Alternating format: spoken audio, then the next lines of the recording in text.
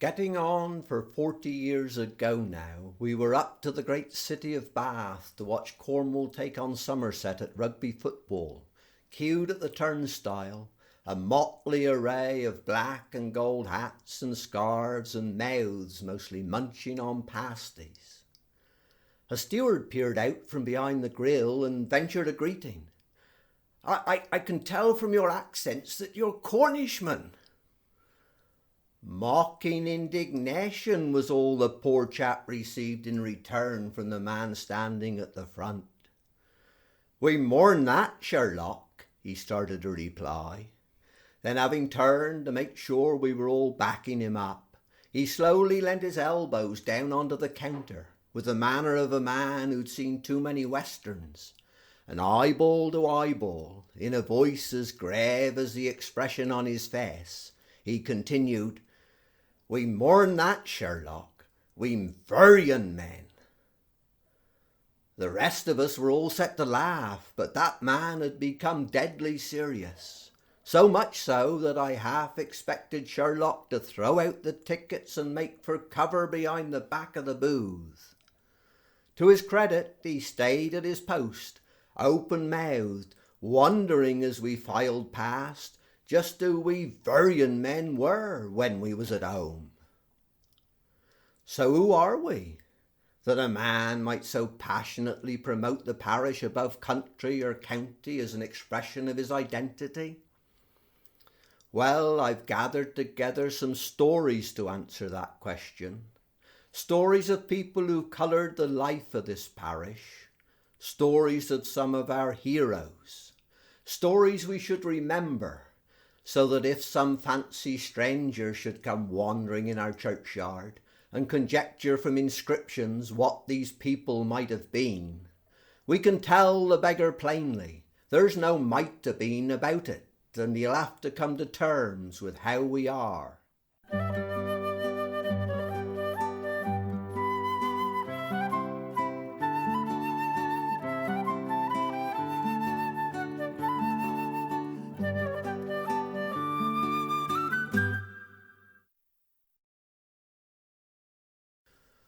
The Milk Churn lid. This is a story of history that was made one morning long ago in the parish of Veryan.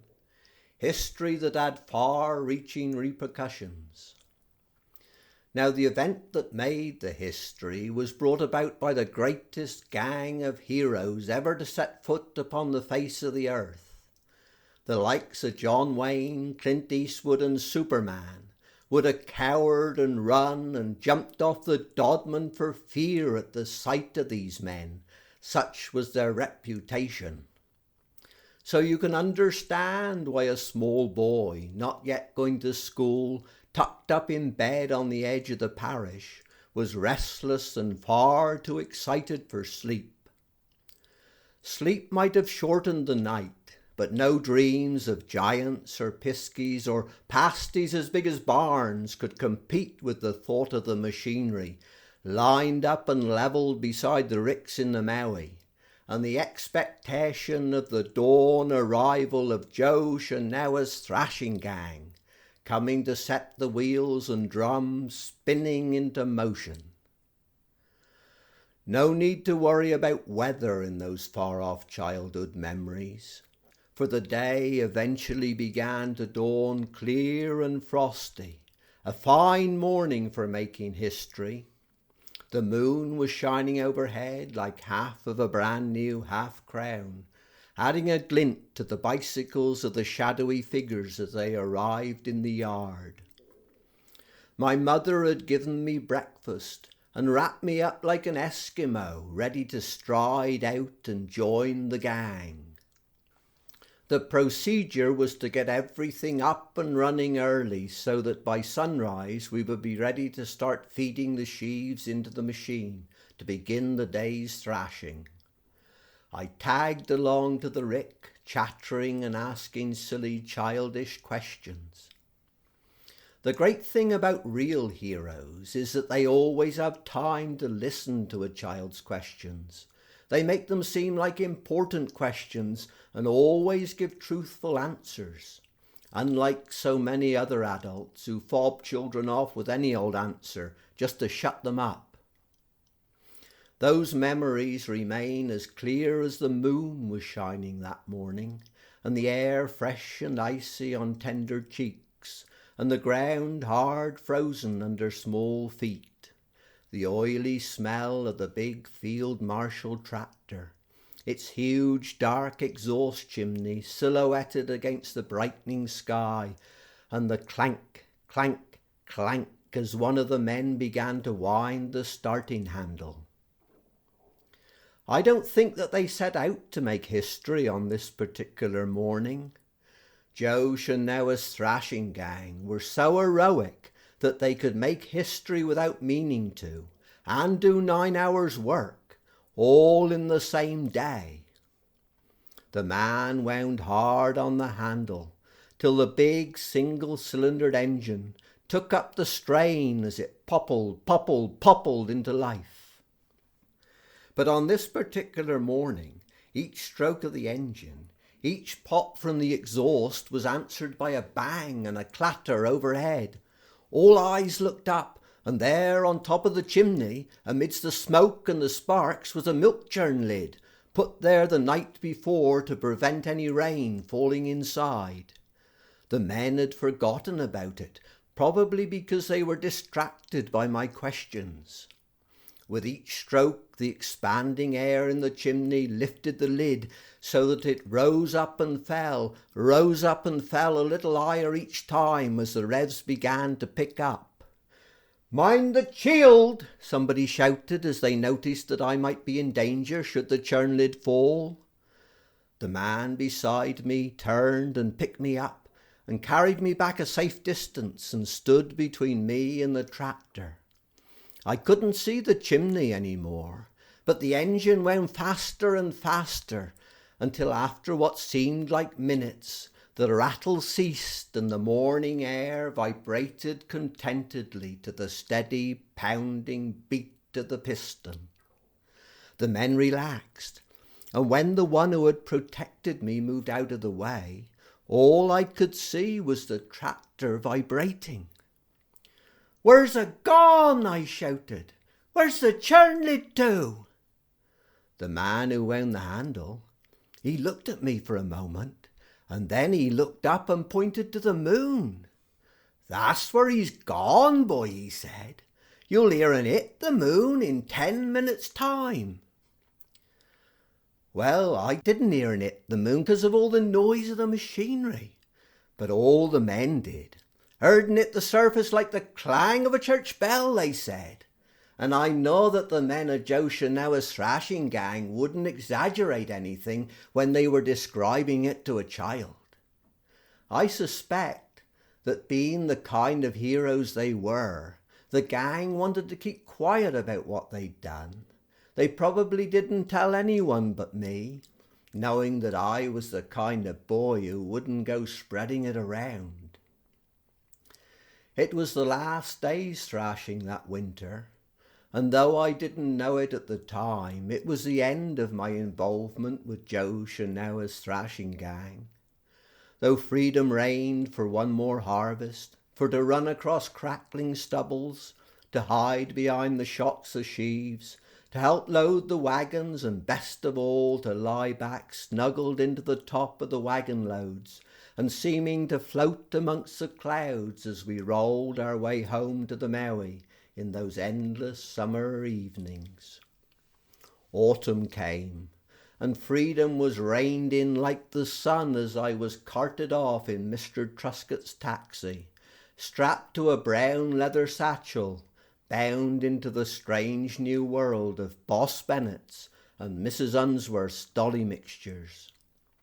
Winter brought the thrashing gang as usual, but to my surprise, school took precedence. Tears might have earned me a couple of dolly mixtures, but no remission. Before long, the combine harvester started to do the job of the thrashing gang, and a man no more heroic than the width of the cutter bar he was driving took their place. and heroes from books in that satchel were expected to take their place in my mind. Warriors and statesmen of great countries were the men whose values I was expected to aspire to. New black and white heroes were brought to life on a tiny screen in the corner of the kitchen. Men like those pioneers of the great American West who killed everything in sight, including the Indians, in order to bring peace and justice to their newfound land. These were the world's big-time heroes who ruled the march of progress and knowledge for historians to inscribe on the pages of history. Parochial heroes like mine, it went without saying, couldn't compare and would disappear without trace. Well, one day soon, with all the advances in science and technology, one of they big-time heroes, decked out in vivid technicolor, is going to come across that milk churn lid up there on the moon, inscribed Lostwithiel Creameries, 1952, still with the smut from the tractor chimney on the bottom of 'em. And then they'll have to put the names of the men of Joe Shenaua's gang up into the record books, ahead of the lot of 'em. And that's going to cause a disruption to the pages of history that they, their historians, have carefully documented.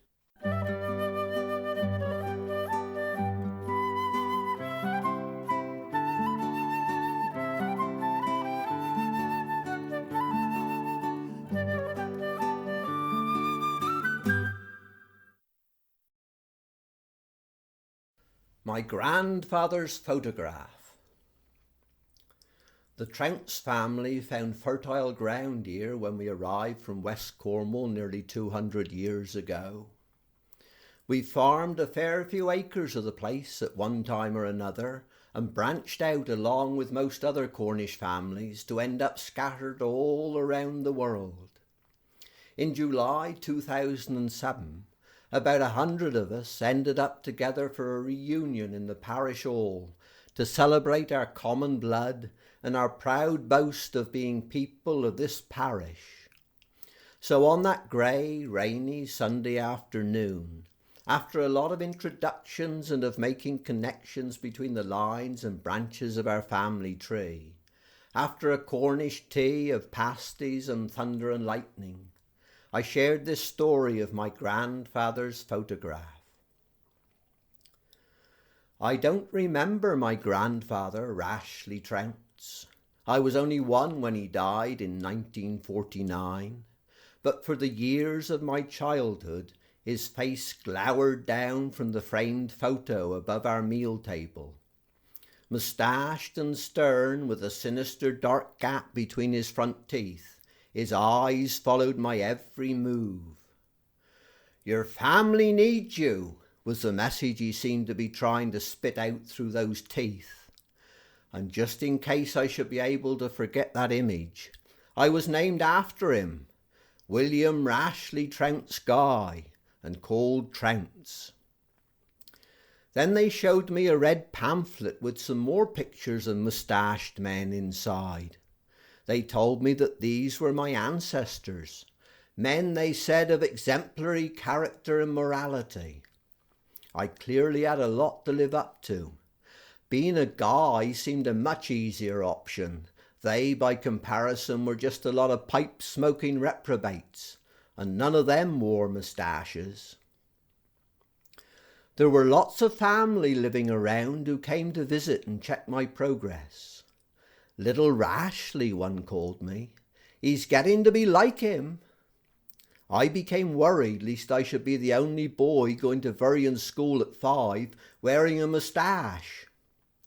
Thankfully it hadn't grown when I eventually did get to school, but I still wasn't going to let on who I was. Boss Bennett, standing beside the old coke stove in the corner, bent down and smiled at the new boy. "Good morning, and what are you called then?" "Dunno," I replied, and walked on by. I only admitted who I was months later, when I learnt that some war had recently ended, and that when my moustache did eventually appear, it would be better to be known as a Trounce than to be suspected of being the reincarnation of some horrible foreign dictator. Hard-working, stubborn, and having strong opinions and a bark like a sergeant major. That's how they described my grandfather to me. I certainly failed to be like him on the last one, but fortunately my mother made up for that. She had a voice that could shout for the lot of us. And she had strong opinions, all right. Had little time for half-heartedness, people who made lame excuses, men who wouldn't stand up for themselves, and women who were feminists. Equal rights would have been far too restrictive for her and for the other countrywomen of the time. First thing on Saturday mornings at Pomoz, she would come bustling in at the back door, brandishing a bloodied 6-inch stick knife and half a dozen bearskin chicken. Her coat, which had been new and fashionable 2 years earlier, was now daubed in fresh blood and covered from collar to hem in feathers. "You up?" she'd say. "Well, if you don't get out of my way, you won't get no breakfast." So I'd get out of her way as she dumped the chickens on the draining board. Then the sausage, egg, bacon and bread were hastily fried, and Dad shouted in from the yard to join us. Before the rest of us had finished eating, she would be up and pulling the entrails out of the fowls into a bucket on the floor and trussing up their wings and legs before carrying them into the cool, slate-shelved room we called the dairy. From mid-morning the people would arrive to collect their chicken, an excuse for cups of tea and cake and gossip and laughter, which would go on until 1 o'clock, with my mother preparing dinner amongst the conversation. Come afternoon, with the dinner things cleared and washed, the kitchen would be transformed into a jumble of pans, cake tins, bun tins, trays and bowls. Then, with a corner of the table cleaned and covered in flour, the pastry flattened out with a rolling pin, the ingredients chopped with a knife, the fingers licked to sample the mixes, and the cakes in the oven prodded till she knew they were baked enough, there would emerge from out of that chaos 2 neat rows of pasties, saffron cakes, yeast cakes, fruit cakes, seed cakes, buns and sponges, all cooling on the slate shelves in the dairy. Don't go trying to eat any of them before they cool down, else you'll burn your tongue. Saturday evening she would spend preparing for the next morning's Sunday school, where, with her best coat and broad-brimmed hat on, she would be at the Methodist chapel at Port Holland. Though she didn't always have sympathy for other people's ways and ideas, she had a heart full of tolerance for children, which they often repaid, much to her joy and amusement, by putting rolled-up pieces of paper into the brim of her hat. So Christianity played a big part in her life. Her understanding of Christ's teaching was based on 2 main principles. Love God and your neighbour. This was all sort of one. And the other was, it's all right to have a meal with a tax collector, but don't give him anything at the end of the year. She certainly worked hard on the last one. They their chickens were a difficult currency to keep tabs on. And if tax collectors needed to be put in their place, then there was another exception to the universal rule of Christian love that I learnt about as a child. People who overtook you on the road were quite undeserving of any love whatsoever. Our occasional trips to Plymouth, where my father attended meetings of the South Devon Sheep Association, were a great adventure when we were children. Early in the morning, with my father at the helm and my mother giving directions, we set out, stirring up the leaves and the rabbits along the lanes. Impressed upon the front of the bonnet of our 1939 Rover 14 was an image of a Viking longboat crashing through the waves. Appropriate enough, for from the narrow back seat where my sister Margaret and I rode, the black bonnet stretched out ahead like the bow of a boat, with the radiator cap at the centre. A cumbersome vessel, with a laden weight of nearly 2 tons, she was slow to accelerate and took a lot of stopping. At full speed on the undulating roads, she could pitch and roll enough to test many a seaman's stomach. Her number plate read FAR5, registered first by a doctor in Hertfordshire, before she was brought down here after the war. Being previously owned by a doctor seemed to give a car more prestige back in those days.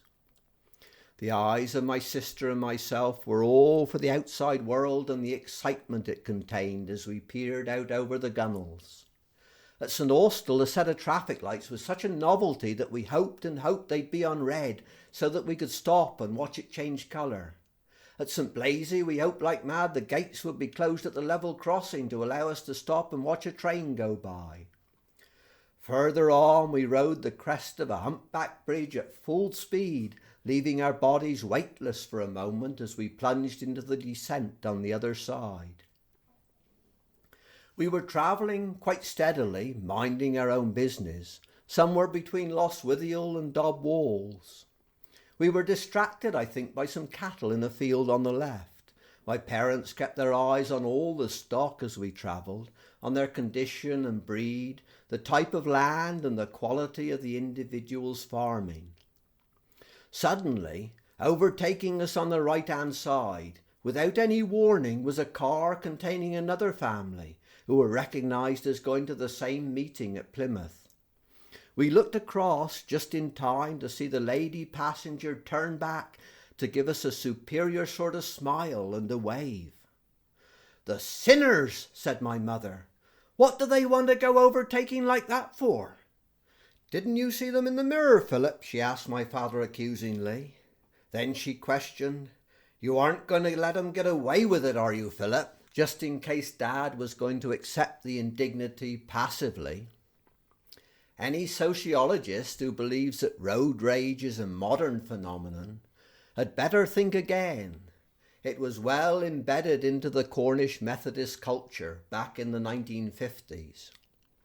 My father reacted as quickly as he could, foot full down on the throttle, hands gripped tight on the steering wheel, head lowered, his eyes casting glances between the road and the speedometer needle. 45, 50, 55 he was reading. Then we were up to nearly full speed at 60. "Great thickhead," he muttered as he saw the other car disappear around the corner ahead. "They won't get there any quicker." I know that these days there's a huge range of in-car entertainment to keep the children amused on long journeys, but I don't think anything can be as exciting to a 5-year-old as chasing a real, live, ignorant sinner at full speed all the way from Lostwithiel to Plymouth. Caution was thrown to the wind, dangerous corners were cut, and we managed to shorten the varmint's lead a little, but not enough.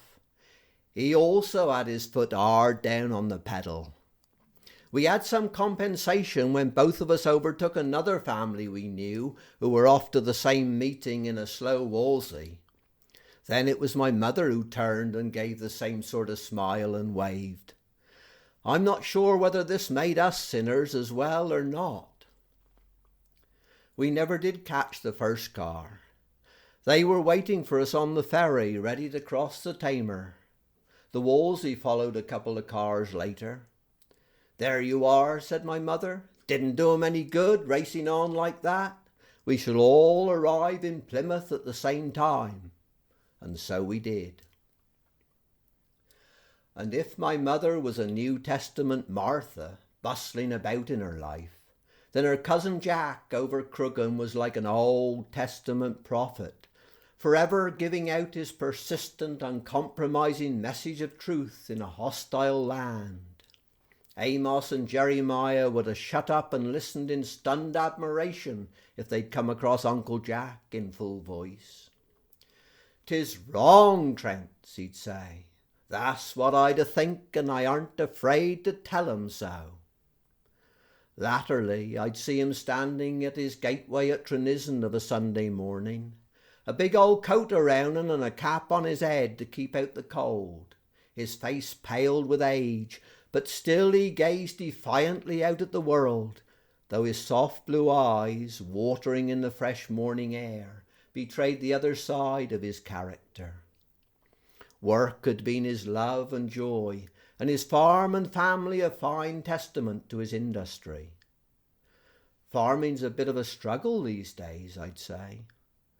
Struggling isn't nothing new to me, boy, he replied. I've had to struggle all me life. There have been people in this parish wanted to see Jack Trounce go under, and I've had to stand up and show 'em that he wasn't going to. He did too, stood up to everybody. 'Twas only progress beaten in the end. When I was a boy, he'd say, I used to spend all winter going beach with a man and cart to fetch back stones to build up the hedges. These days they have a big yellow digger to pull down they hedges and dig a pit and bury 'em. That's what they'd call progress. 'Tis wrong, Trounce, that's what I'd a think, and I aren't afraid to tell 'em so. One day they'll regret burying all they stones. And so they did eventually. Like all the best prophets, Uncle Jack had to wait for posterity to vindicate his opinions. I came across that old photo of me grandfather last year, dragged it out from the cupboard under the stairs. It was faded and blotched with damp and insect stains, but I carefully held it up to the window to have one last look, half expecting him to bark out, "You haven't got no moustache, boy, you've lost the plot." He looked much younger than he used to, and his expression had softened. In the sunlight his face almost seemed alive, his mouth and cheeks about to form a smile, though I think that the sparkle of pride in his eyes was merely a reflection of my own. There was another old photograph of moustached Veryan men that always caught my attention as a child, though more in fascination than fear. They weren't neatly trimmed and lavishly respectable like some of my ancestors, but broad and bushy and with an air of notoriety about them, made all the more interesting because my questions only ever met with pursed lips and conspiring glances. Try as I might, the secret behind this intrigue was never confided to me. Some bits of village history, I suppose, are best not told to the children, best not perpetuated.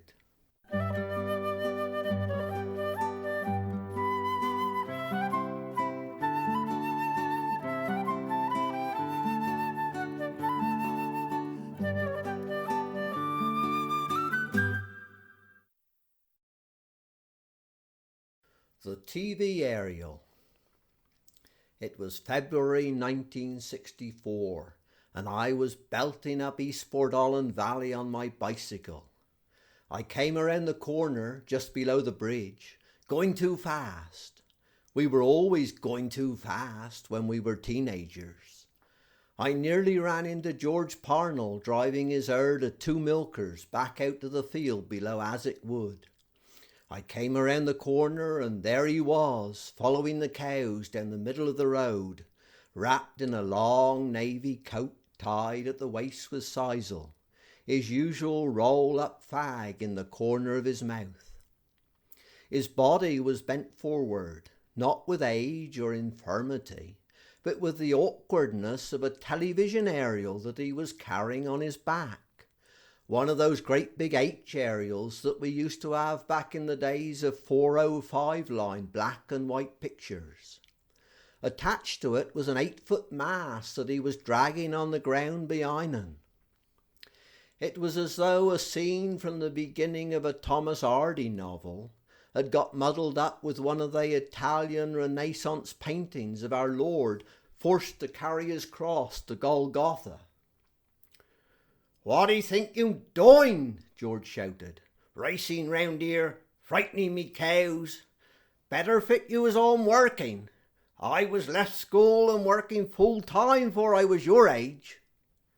Then he lifted the aerial across to me. "You stop there and look after that one while I put the cows away. I'll only be 5 minutes." So I sat there looking after the aerial, rather bemoaning my lot as a teenager.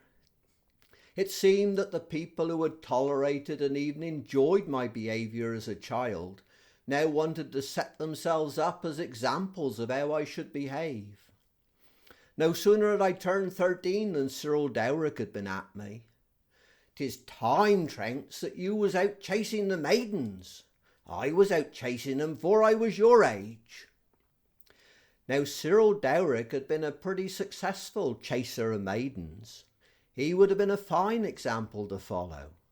But I'm not sure that all the advice was as genuine and well-meaning as his.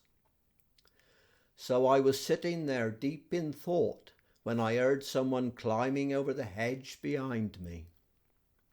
Now Russell Williams, who farmed our place at Portholland previous to ourselves, was a small man with a loud voice and strong opinions. If he was having an argument 3 miles offshore in a boat, you could stand on Portholland beach and hear every word that he was swearing. "Trounce," he said, "what are you doing sitting down here staring at the trees? I didn't have no time to sit around when I was your age. I was working horses 'fore I was 10. Where's George?" "He'll be back in a couple of minutes," I said. "Well, I've been up there clearing a place for the aerial, and been up there waiting for him for over an hour. You can help us putting up now, seeing you haven't got nothing better to do." So eventually we rigged the aerial on top of the hedge against Arry Watts's place, and Russell rolled out a long cable down to his house, through a 2-inch hole he bored in the window frame, and attached it to the television in his kitchen.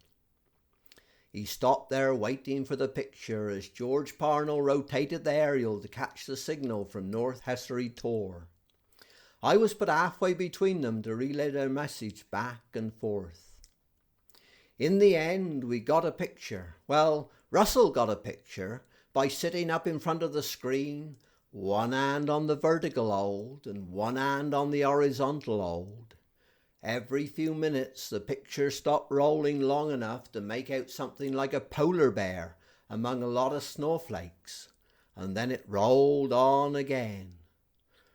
"Contrast," said George. "'Tis a contrast." "How many hands have I got?" said Russell. "'Tis all very well for you to sit there and say contrast. You haven't put the aerial up straight, that's what 'tis." Now we can all be smart with hindsight, but it takes a brave man or a fool to be confident of the outcome before the event. Russell was telling everyone that he was setting up his television to watch Cassius Clay beat Sonny Liston and win the world title. Though some of us in Portholland might have disagreed, luckily we knew when to keep quiet. But a man was about to enter the proceedings who had no such reservations. Old man Mingus was what you might call a fine old English gentleman, Macmillan moustache and all. He leased Kenneth Hawkridge's old wooden bungalow for his holidays, and each morning when he was down, he fetched his milk fresh from Russell's dairy. He knocked on the door and strolled into the kitchen to find Russell still concentrating on the picture, one hand on each of the buttons, oblivious to everything going on around. "He's fixing them up for the fight," explained George. "You won't see any damned fight," said Mr. Mingus. "Cassius Clay won't last 2 minutes." "Won't see no fight," shouted Russell, jumping from his chair. "Won't see no fight. The man's nothing more than a showman and a dancer. He's got no substance whatsoever." "What do you know about it? 'Tis boxing, not fighting anyway," said Russell. "Dancing is all part of the skill." "Well, I saw Henry Cooper put him on the canvas," said Mr. Mingus. "He didn't show much skill that night. A dancer with a soft jaw, that's what he is." "Well," says Russell, I seed Len Harvey in a fair booth in Truro when I was a boy, scat 3 men senseless in 5 minutes, and people like you who didn't know nothing said he was a dancer." "Ringcraft," said George. "That's what they called it when Len Harvey was jumping round all over the place. 'Twas ringcraft, Russell. 'Twasn't dancing." "You two don't know nothing," shouted Russell. "'Tis all the same thing. Ringcraft's just a more sophisticated word for it." "One thing's certain," said Mr. Mingus, who wasn't in the least perturbed by all the commotion he had caused. "You won't see anything on that television unless you adjust the contrast." Now back then, before global warming, America was too far away to get the pictures directly across. We could hear the fight live on the wireless in the middle of the night, and then we had to wait until the following evening for Harry Carpenter and Eamon Andrews to fly the film back across the Atlantic in a single-seater biplane. So we were all listening drowsily to our wirelesses on that cold February night. Old man Mingus was in his car up to the Mill Quarry to get better reception, and wished he could have stayed there when the result became clear. I expect you've all heard the tales of Russell jumping around outside in his pyjamas, arms in the air, shouting, "I am the greatest." Whether they're true or just an exaggeration, I couldn't say. But come next morning, if you could have seen that fine old English gentleman trying to sneak across Russell's yard under cover of twilight, if you could have seen the look of fear in his eyes, you would have thought that there were 3 battalions of enemy infantry hidden in wait for him behind the barn. He managed to get his jug of milk from the back of the dairy, but as he turned, he found Russell standing in the doorway, blocking his retreat. Russell paused to savour the moment. Then he spat out his words like a steady, chuckling, triumphant blaze of machine gun fire. "You didn't think he was going to win, did he? You thought he was going to get beat, did he? You thought he wasn't no more'n a dancer, did he? I knowed he was going to win. I've been telling everybody here for the last 6 months he was going to win. I still can't think for the life of me how anybody in their right senses could have thought anything but that he was going to win." Old man Mingus was left defeated but smiling. There's a shared respect between men like him and Russell, who love to argue passionately, a respect that goes beyond presumed status, creed or country, though neither of them would admit it, of course. They ended up that evening sitting together along with George Parnell, watching the fight in Russell's kitchen. The picture much improved after the other two persuaded Russell to adjust the contrast. There was talk of a rematch, but Russell said there wasn't going to be no rematch, not in Port Holland anyway. First thing in the morning he was going to take down the aerial and that would be that. He didn't, of course. He left it up there till the wires rusted and the wind blowed it down. It's still lying up there now, all growed in underneath the grass.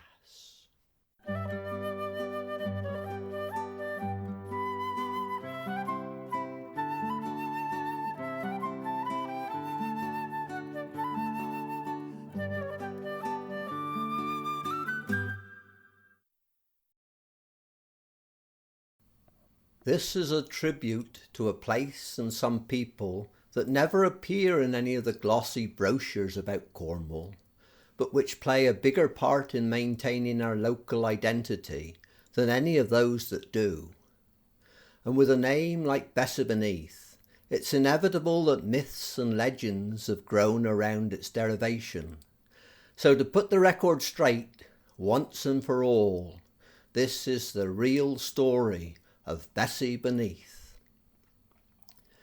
Bessie beneath is where we've always gone up to for the news, to share the news and the stories that binds us together. Bessie beneath is our secret centre of communications. That's why we've taken down all the signposts to it and scrubbed it off the map. Time was when we paid 2 bob a foot for our news, back when Jim Palmer was fashioning the shoes for our waiting horses. It wasn't just the horses that turned for home with a quickened step. We too rushed back, full of stories from Bessie beneath. Jim Palmer's age had lasted for 1,000 years, maybe more, but back in the early 50s, the days of the working horse had come to an end, and his business was fading. News couldn't be spread any more the way it had been spread in the past. So when the revolution came to Bessie beneath, Jim Palmer signed up and went off and bought a light blue brand new Morris Minor. While there in the corner of the field opposite the forge, a man with new skill and fresh hope, wrapped in a warm coat, was fighting a battle against the wind and the dark, armed only with a trowel and a tilly lamp, a battle to build himself a business in the new age. Next morning, having put the roof on, Jimmy Arry had a quick cup of tea, a piece of saffron cake, swapped his trowel for a spanner and went about his work in his own quiet way, mending cars and tractors, motorbikes, anything that passed by. And as Bessie beneath turned into the 60s, we were all passing by. Families crammed into Minis and Anglias, Prefects and Vauxhall Victors. There on the forecourt, Mrs. Arry's, armed only with her handbag, held sway. She served the petrol, went and got the change, and more'n that, she shared all the news from the neighbourhood. News was 4 and 6 a gallon by then. Some said her news was better than Jim Palmer's used to be. It was certainly more opinionated. Everyone played a part in it, the good, the bad, the generous and the mean. But there was one virtue that excused all sin in a man or woman, that of being a good customer. A man could have committed 3 murders, but if he was a good customer and paid his bills on time, he was okay by Mrs. Arry's. Mrs. Arry's stayed firmly at her post through the 60s and 70s, and it's a tribute to persistence that even in the mid-1980s she would leave Tregony at 6:30 of a morning and walk to work at Bessie beneath, still carrying the same handbag that she set out with in 1956. 50 years have passed since Jimmy Arry's won his battle. The old building, though changed with the times, still stands a stark and obstinate enclave amidst the quaint and picturesque world of the tourist. Inside beats the heart of modern Cornwall as old and new residents meet, mingle and share their stories. John carries out his duties morning, noon and night with the devotion of a priest caring for a cathedral, and waits at the till with the air of a man sitting on a gold mine.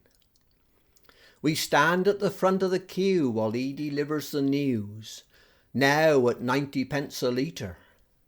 Behind us, 6 confused visitors, enticed here by adverts to discover King Harry's Cornwall, can make nothing of the mysterious real world we share in Jimmy Arry's Cornwall. One man, with a telegraph tucked under his arm for reassurance, holds up a map and asks desperately, "Can you tell me where we are?" "Bessie beneath," I say. "Tidn't on no map." "Interesting name," he says. "A highwaywoman was captured, killed and buried here years ago," I say. "Really?" he says. "They dealt out a savage justice in the Middle Ages." "'Twasn't the Middle Ages," I say. 'Twas 1966, the year of the World Cup. Bessie was trying to leave without paying for her petrol. Mrs. Harris caught her and scat her on the head with her handbag, killed her stone dead, buried her the same evening underneath the new extension to the forecourt.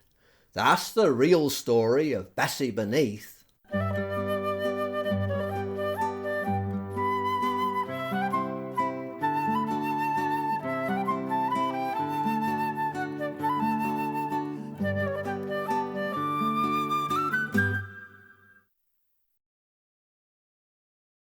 Arry Watts. I was minding me own business in the other room when Arry Watts sprung the question. "What's pretty pence worth them, Peter?" Suddenly the conversation fell silent. Peter didn't know the question, let alone the answer. Then Arry Watts added embarrassment to Peter's confusion. "You ought to know. You've been to school, haven't you? What's pretty pence worth?" Brought up within the bounds of conventional English, told that's what he needed to get on in life, Peter was getting nowhere fast trying to unravel the complexities of Arry Watts's tongue. "I'm very sorry," he had to reply, "but I can't understand what you're saying." Arry Watts's speech was distinctive, filled with its own abrupt rhythms, its own idioms. "Sort of stunt" was the phrase that made him famous. Everyone remembers him as Arry Watts, sort of stunt. And if his speech was distinctive, his life too followed peculiar self-determined rhythms. A man's got to work when his peak hour is. So midnight would find him banging and clattering around his muddy farmyard, feeding up the animals with the feeble aid of an hurricane lantern. Throughout the daylight hours, when he was off peak, he would be dilly-dallying in conversations all round the parish, while his wife Violet, with her broad and loving arms, held their farm together at Fenton Veth. Without a telephone of his own, he'd end up at Penvose some part of the day or night to make his calls. "Arry Watts speaking," he'd announced to all and sundry. And if they questioned who Arry Watts was, it would be "Arry Watts Fenton Veth," spoken so emphatically that no one dared ask for any further clarification. Always left threepence on the shelf, whether it was 2 minutes locally or a 20-minute call to Wales. Not that we minded, 'cause we got a good hour's yarn from him for nothing either side of that phone call, which more'n made up for any discrepancy. He wasn't short of a bob or two, mind. There were stacks of crumpled banknotes carefully put away in the chest of drawers beside his bed, concealed evidence of the success of his scrimp and save policy, set aside to ensure his future. He just kept his running costs to a minimum. If he wasn't making calls at Penvose, he would be at the Dickinsons at Park Vean, or failing that he'd have to travel to Trevilveth, and when he and Wentworth got together, there was a danger that the conversation might drag on all day. The state of play on every farm in the parish would be discussed before he left.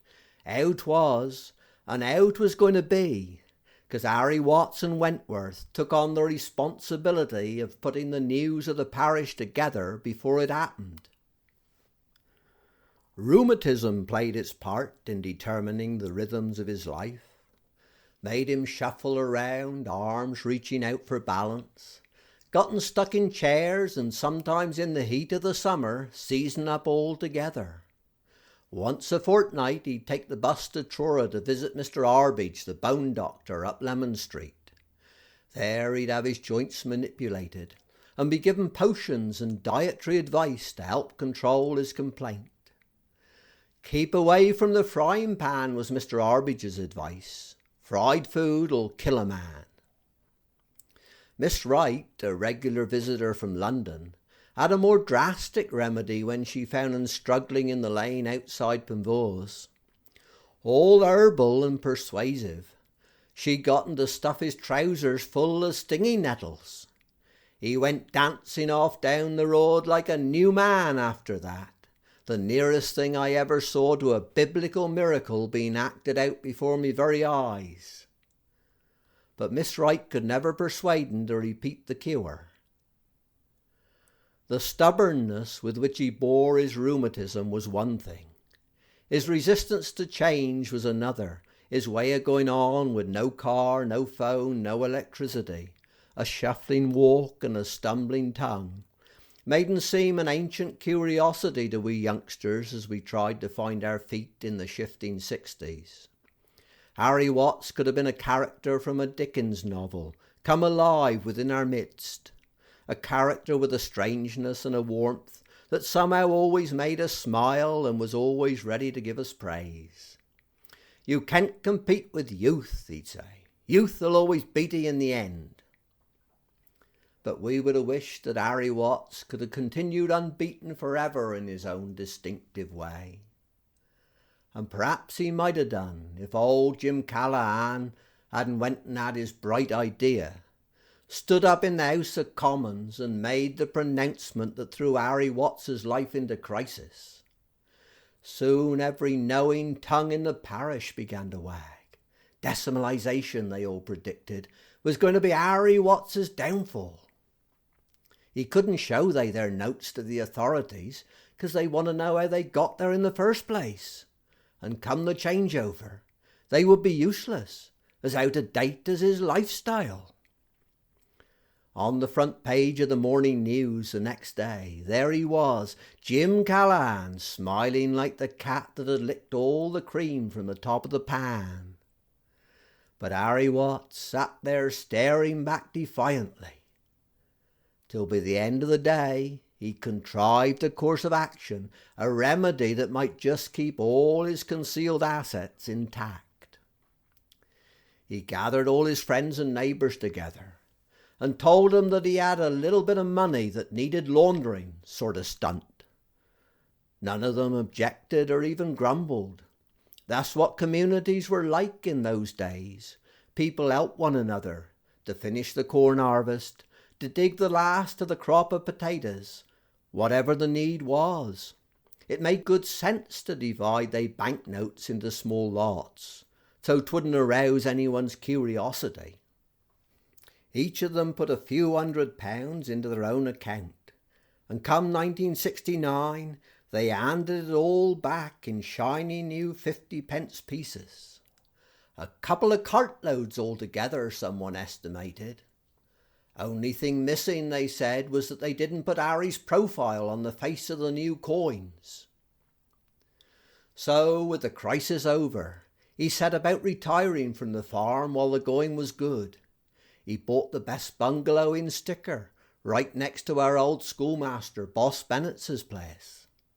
The first thing he did after he moved in was to cut a gap through the boundary edge with an old hook, to make it easier to walk through and use Boss Bennett's telephone. He could accept incoming calls as well then, but you had to hang on for 10 minutes while Hilda Bennett struggled round to fetching. She wasn't no spring chicken herself by then. He had a good retirement. Vi caring for him with the same broad and loving arms with which he looked after everything, though inevitably the rheumatism wore him down and beat him in the end. His funeral was a travesty, it seemed to me. St. Mewin Church, cold as an icebox. We mumbled through peace, perfect peace. The vicar told how Arry had left all his struggles behind, and that was that. No mention of the ways that made him unique. It seemed an awful lot of affection was left unexpressed. But echoes of Arry Watts's voice still travel down the phone lines, loud and true, whenever I call up Peter in Cheltenham, or he calls me, and reminiscences get muddled with reality. "What's 50p worth 'em, Peter?" "I beg your pardon," comes the startled reply. "You ought know. You've been schooling me. What's 50p worth?"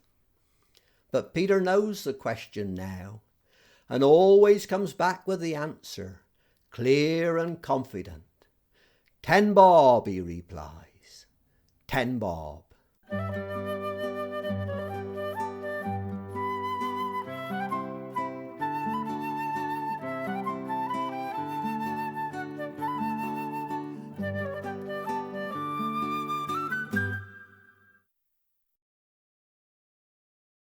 The Veryan Women's Institute hut disaster. Close to the path that borders the eastern corner of our village pond, there lies a level plinth, 5 metres wide and 12 metres long, carefully disguised so as not to arouse the curiosity of the visitors. They wander past, attracted by the tranquillity of the water, the stark elevation of the church, the laughter of the children playing in the park, quite unaware of the mystery that lies embedded in that plinth, a mystery as inaccessible as any held within the deserted stone circles planted across our moors. It was on that plinth, within a makeshift wooden hut, that for the best part of the last century, some women of the parish set about building Jerusalem. A brave task, you might say, to attempt in such modest accommodation. But they weren't no ordinary women, I'll tell 'ee.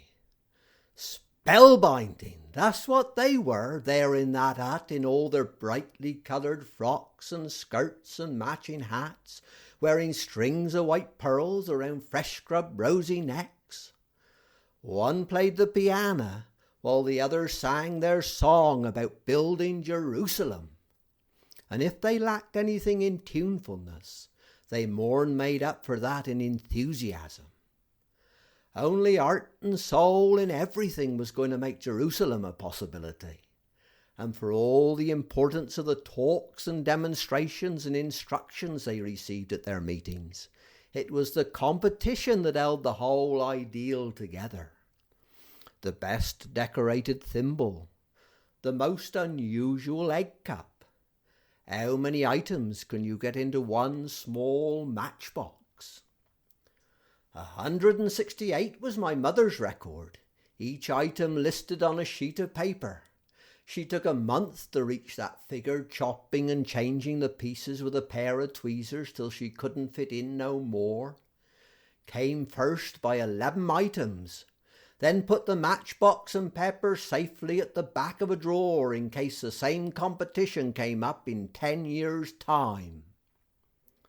The breadth of their vision was boundless, but if the task they had set was extensive, they had energy to match and enough enthusiasm to make a big-time hero quake.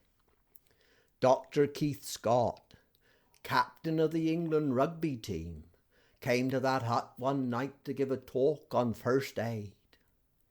Those bloody women, he said, clustered around that bloody piano were a damn sight more intimidating than 50,000 bloody Welshmen at the Cardiff Arms Park. Delegations were sent to that hut each year to national assemblies in London, where any Prime Minister out of step with their demands was scorned and derided. My own mother was one of a gang of 'em who, resplendent in brand new expensive hats, frocks, pearls and high-heel shoes, stormed the gardens of Buckingham Palace and surrounded a terrified Duke of Edinburgh. That hut had empowered the women more'n anything since Boadicea stuck blades on her chariot wheels and drove hell for leather through the ranks of the Roman soldiers. Veryan men were reduced to nothing more than unpaid taxi drivers, having to drop whatever they were doing and carry the women to the meetings, and be there on time 2 hours later to fetch 'em home. Even the heroes of Joe Chanel's thrashing gang would utter strangely compliant yes dears and no dears when in their company. The one certainty about Jerusalem was that the women was going to be in charge. And then they disappeared altogether one dark night, that hut and all they women. We woke up next morning and there they were, clean gone. Probably the biggest mystery ever to occur within the bounds of the parish. The official line, of course, spoke of it being in such a bad state of repair that it had to be demolished on safety grounds. But nobody didn't believe that. Buildings don't just get demolished overnight without a trace of some debris being left in the morning. And that don't explain the sudden disappearance of the old ladies. The rumour soon spread that the ladies' activities had got out of hand. They were getting too powerful, too organised, and a group of local vigilantes had got rid of them all under cover of darkness. But I can't believe that, because frightening as they might have been, they were still the best cake and pasty makers in the village. That surely would have saved them from being wiped out from within. If it had been anyone, it would have been the SAS under the authority of Westminster. But who would have risked the reputation of their crack troops on such a dangerous operation? Risked headlines in the paper like SAS held hostage by Veryan WI. Negotiations continue. Then news began to spread around about a whirlwind that came through the village and swept up that hut clean as a whistle and carried away with all the women inside. 2 independent sightings confirmed it. The first was from a man leaving the New Inn at 12:21. The second was from another man leaving the New Inn at 12:21. Both were certain that they heard the faint notes of Jerusalem fading away as the object spiralled off into space, up above the trees over Trist House. Once news began to filter out, the roads became gridlocked with the cars of the hundreds of sightseers who came to gawk at our calamity. The parish council held an on-site crisis meeting and decided with a stroke of genius to conceal the empty plinth under a black rubber coating and place a weathered netball post at one end. The television companies were going to put out a national appeal to raise money for relatives of those lost in the Veryan Women's Institute hut disaster, till most of the men said that they were better off without 'em. I'm ashamed to say that the rest of the village was inclined to agree. By Sunday morning the vicar was praising God for sending the whirlwind, and the congregation replied with a rousing amen. Now the incident is mostly forgotten about. A youthful group of ladies carry on the singing and the competitions within the more respectable surroundings of the village hall, where people can keep an eye on them. That there whirlwind, people say, was the best thing that ever happened to the place. But I've been troubled lately with such dismissive talk, 'cause that mystery still haven't been solved. We all have got a bit of peace for the moment, but for how long? My fear is that if any of we Veryan men, through the grace of God and the efforts of Father Doug, should be fortunate enough to reach heaven, there won't be no golden gates for us to enter, or mansions with marble floors. All we shall find will be that old hut with a sign over the door saying Veryan men only, wipe your feet before you come in. And when we've plucked up enough courage to creep inside, we shan't find no exotic heavenly host all clad in white and winged and singing in harmonies as sweet as honey. What we shall find there will be those same old ladies crowded round a piano, singing that same old song with twice the enthusiasm and 4 times the volume. They'll still be wearing strings of pearls around fresh scrubbed rosy necks, and be dressed in multicoloured frocks and skirts and blouses. But they won't have no hats, 'cause on top of their heads they'll each be wearing their own hand-knitted halo. And behind them, running right down through the 12-metre length of that hut, will be 2 rows of trestle tables. One'll be loaded down with an endless supply of pasties, piping hot and perfectly baked. The other row will be covered with a multitude of various tiny items and a stack of empty matchboxes at one end. The task for we Veryan men, while we munch they pasties, will be to get 180 items into one small matchbox. with our big clumsy fingers, our failing eyesight and our lack of patience. We never will, of course. Eternity won't be long enough. And all the while, they cheerful, bloody women just keep on singing.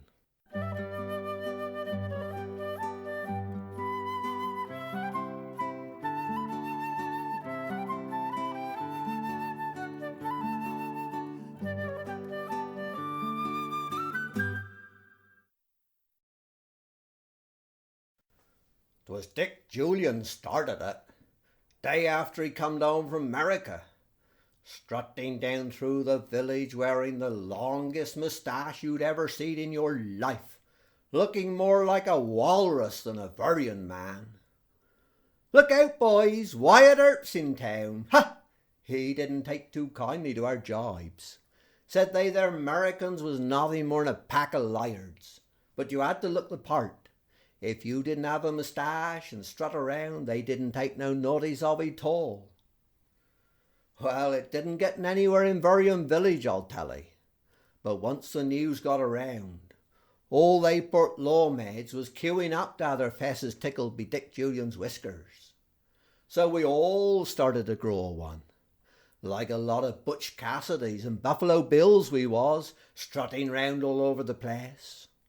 But 'twasn't nothing more'n a passing fancy, and none of us played the role like Dick Julyan, 'cause he was the man who started it, and port lawmaids will always go for a man who's at the forefront of a fashion. But every such passing fancy is a part of our story, not a story that you'll find written down or inscribed upon the stones around our churchyard, but a story that lives, true enough, within the heart and mind of every Veryan man and woman, and a story that's proudly spelt out within the features of our faces.